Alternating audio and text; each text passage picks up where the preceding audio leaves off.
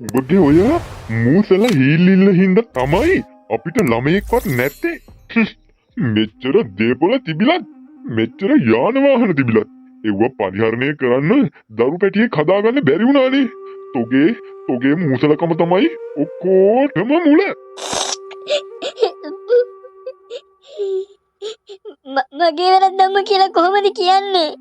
ඇකෝ තෝ ඒ ගමන මාව ඒ ගානට දාලා කතා කරන්නේ. තෝ කියන්නේ තෝර මගේ වැරද්දක් මේක. මම තෝ අල්ලලා ගහනවා පොළවේ. දන්නේ නැතුව මගේ හැටි මේ කියහෝ. මොන දේ වුණත් ඉතින් මං තමයි බලි. තමසගේ වැරද්දක් වෙන්නත් පුළුවන්. මෙතන වැඩි වෙලා ඉඳියොත් වෙන්නේ උඹ මගේ අතින් මරුන් කණ එක. මම යනවා පාර පැත්තේ. මට එනකොට කන්න හදලා තියපන් ඔය මූසලකම පැත්තකින් තියලා. මේක නම් මගේ කරුවේ.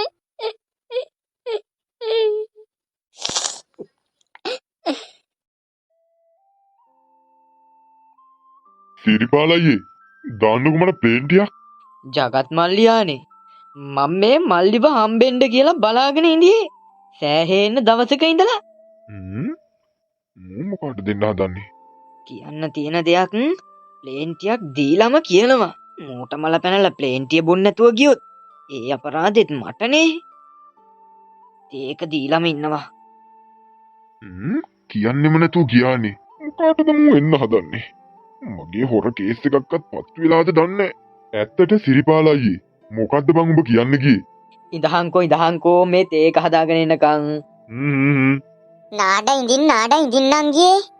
ඔව්වා ඔහොම තමයි. හැමදාම සතුටක් නෑ. හැමදාම දුකක් නෑ. ලැබෙන හැමදේම දරාගෙන ඉන්න එක නෙවෙයි ජීවත් වෙනවා කියන්නේ. ඒත් අක්කේ මම මරාගෙන කන්න හදනවනේ අරයකා. දරුවෝ නැති එක මගේ ප්‍රශ්නයක්ද?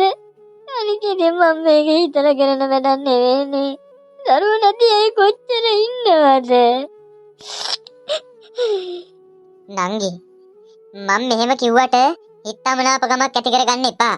ඔයාගේ ඔය ඔතෑනිකම හින්දා තමයි මේ ඔක්කොම. එයා එකක් කියනකොට ඔයා දෙකක් කියන්න පුරුදු වෙන්න. එතකොට දන්නේම නැතුව මිනිහා ඔයාගේ කීමට නටන්න පටන් ගන්නවා. අනිත් එක තමයි නංගියේ හොඳම දේ තමයි හොඳ දේවාලයක් බලලා කපු මහත්තයෙක්ට කියලා මේ වැඩේ කරගන්න එක. අපේ පුංචි අම්මා එදුව ළමයි නැතුව මාර දුකක් නෙවින්නේ. දේවාලයකට ගියා ළමයා හම්බුණා. ඔය ඇත්තම දක්කේ?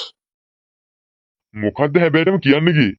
මල්ලි මන් දන්නවා උඹ ඔය මොකටද පසුතැවෙන්නේ කියලා. ළමයි නැති ප්‍රශ්නේ බොහොම කලාතුරකින් කෙනෙක්ට එන එකක් නෙවෙයිනේ. ළමයි නැති මිනිස්සු ඕනි තරම් ඉන්නවා මේ සමාජේ. හැබැයි ඉතින් පුතෝ ඉංග්‍රීසි බෙහෙත් කරලා විලෝ පැට්ටම් ගහගෙන පැත්තකට වෙලා ඉන්න එක නම් මං අනුමත කරන්නේ නැහැ. හොඳම දේ තමයි දේවාලයකට ගිහිල්ලා කපු මහත්තයෙක් හම්බෙන එක. අපේ ලොකු අක්කගේ කෙල්ල ළමයි නැතුව මාර දුකක් නේ වින්දේ. ආයි යස කොළු පැටියෙක් ඉන්නවා දැන්. දේවාලෙට ගිහින් සාත්තු 2යි කරේ 2යි. හැබැයිටම කොහෙද අක්කේ දේවාලේ තියෙන්නේ? කොහෙදයි ඔය දේවාලේ තියෙන්නේ? කන්දේ තැන්න දේවාලේ බිසෝ කොටුවේ තියෙන්නේ. කන්දේ තැන්නේ දේවාලේ බිසෝ කොටුවේ තියෙන්නේ. මල්ලි බය නැතුව ගිහිල්ලා බලන්නකෝ. අනිවාර්යෙන්ම යන්න ඕන අයියේ. මගේ ආත්ම ගරුත්වයත් කෙලසිලා තින්නේ දැන් මේ වැඩේ හින්දා. ගිහිල්ලා වැඩේ කරගන්නකෝ මල්ලි. දැන් ඉතින් කිසි දෙයකට බය වෙන්න කාරි නැහැ නේද?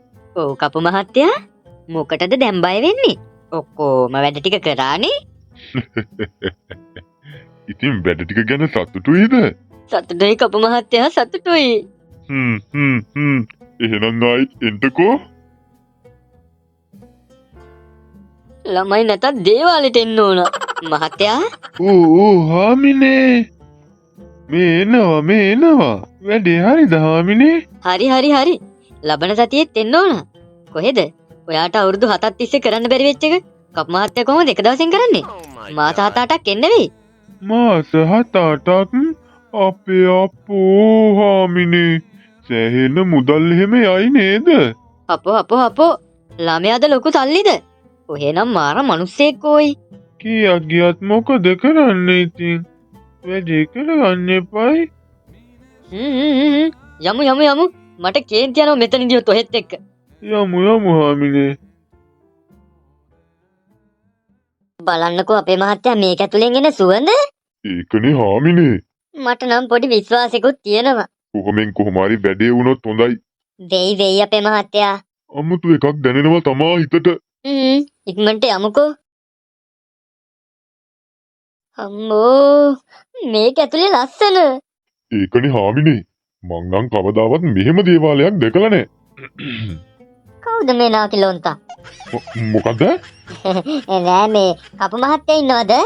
මම තමයි කපු මහත්තයා. මොකක්? ඔව් මම තමයි කපු මහත්තයා. අනේ කපු මහත්තයා අපි බැඳලා දැන් අවුරුදු 5ක් වෙනවා.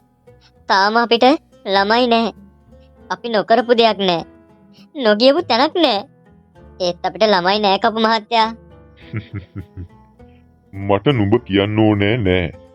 මම දන්නවා නුඹ මේ දේවාලයට ඇතුල් වෙනකොටම නුඹ කුමක් සඳහාද පැමිණෙන්නේ කියලා. ඒයි මොකද ගෑණියේ? මං කිව්වේ අපේ මහත්තයා මෙයා ඔක්කොම දන්නව. බලන්නකෝ ඒ කියන්නේ අස අපූර්වට. අපි ආපු කාරණා හොඳට දන්නවා කියලා. අනේ රෙද්ද වැඩි කරගන්නවා. කේන්ති ගසන්න නැතුව.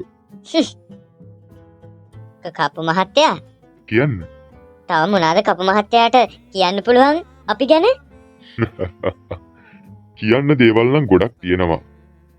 ගෙදර කිසි සමගියක් නැහැ. බොහෝ වෙලාවට රණ්ඩු සරුවල් වෙනවා. ඒ ළමයෙක් නැති ප්‍රශ්නය නිසා. සෑම දිනකම අඩදබර. කෑමක් කිව්වත් කවදාවත් ඒක රසයි කියලා කන්නේ නැහැ. ගෙදර ප්‍රශ්න වැඩි නිසා මේ හැමදේම. ඒ හැම ප්‍රශ්නයක්ම ඇති වෙන්න හේතුව දරුවෙක් නැතිකම. අම්මට සිරි. මම අපේ ගෙදරට CCTV කැමරාවක් හයි කරාද? මාර ඩයල් එකක් නේ. හරි කපු මහත්තයා හරි. ඔක්කොම හරි. ආයෙ බලන්න දෙයක් නැහැ. අපි වැඩේ කරමු. කීයක් ගියත් කමක් නැහැ. බලන්නකෝ ඒ බලාගෙන ගියා වගේ කිව්වනේ. ඒකනේ හාමිනේ. මටත් නිකන් ඌර්ජුවල් වගේ. මාර කිවිල්ලක් නේ කිව්වේ.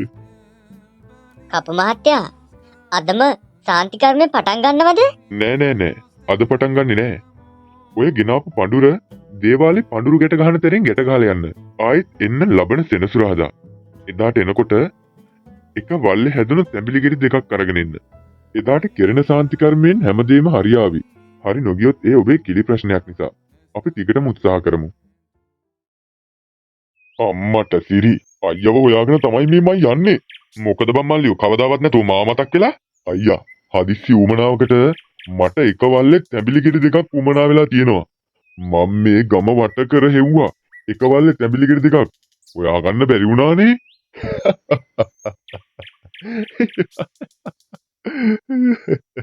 එක වල්ලේ තැඹිලි.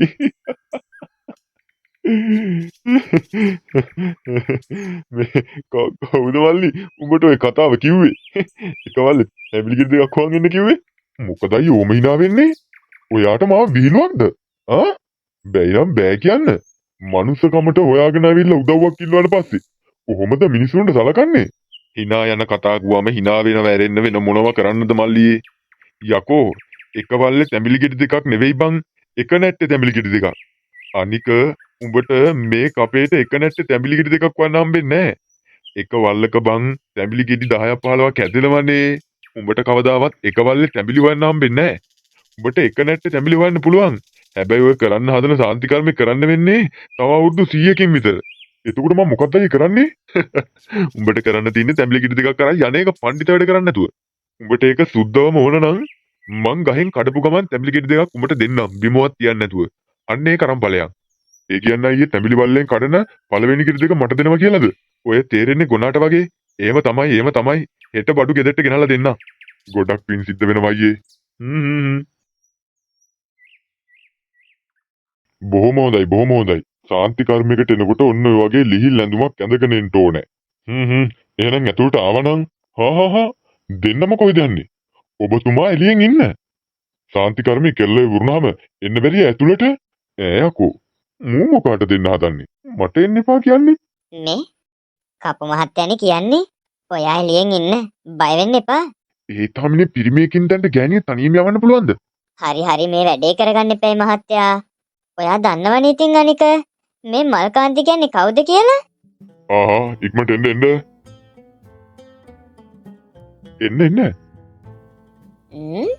දේවාලේ කරන්න තියෙන සාන්ති කර්මේ. මෙච්චර ලස්සන රූම් එක මොකද්ද කරන්න යන්නේ? මේ සාන්ති කර්මය අවසන් වෙනකොට මේ දරුවා ගෙනාවු තැඹිලි ගෙඩියෙන් කිරි ඇවිල්ලා තියෙන්න ඕන. එහෙමයි ස්වාමිතුමා. හරි එහෙනම් ඔය ඇඳුම් එහෙම ගලවලා ලැහැත් වෙන්නකෝ. ඉක්මනටම සාන්ති කර්මය පටන් ගමු. ඇඳුම් ගලවන්න වල් කුපාඩි කපුවා. දේවාරුඩේ ඕකද? මට හිතුණා රූම් එකකට ඇවිල්ලා තැඹිලි කමන්න. තෝ අද තමයි තෝ මගෙන් පාඩමක් ඉගෙන ගන්නේ. තුගේ